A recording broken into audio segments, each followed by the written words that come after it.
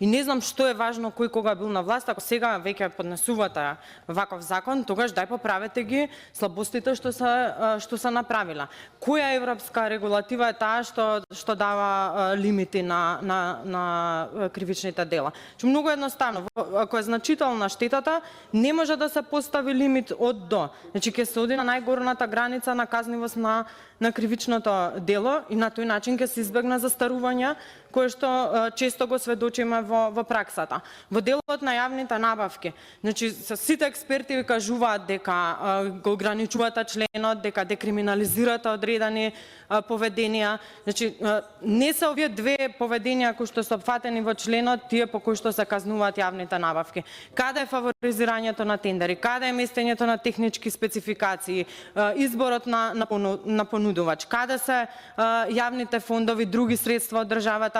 Че дајте ако веќе правиме нешто да го направиме како што треба. Да не се обвинуваме за вакви работи. Еден член некој нека ми најде во парламентот каде што некој се обидува некого да заштити. Такво нешто не постои. Сите дела се инкриминираат. Од каде сме го донеле тоа како заклучок? Има анализа која што тоа го утврдува изработена од парламентарниот институт. И покрај тоа што ние гледаме дека во европските држави, затоа што гледам дека некој многу сака да се повикува и да се прави голем европеец, кога ќе види таа анализа, сами како пратеници согласно уставните начела кои што ни ги дава уставот, ги имаме во предлогот изголемено казните, освен во еден член кој што е директивата која што се цитира. Да бидеме коректни, да не произнесуваме тука невистини, затоа што намерата на нас деветмина беше да направиме кривичен законник кој што доносење на новиот неколку месеци нема да може никој да биде амнестиран.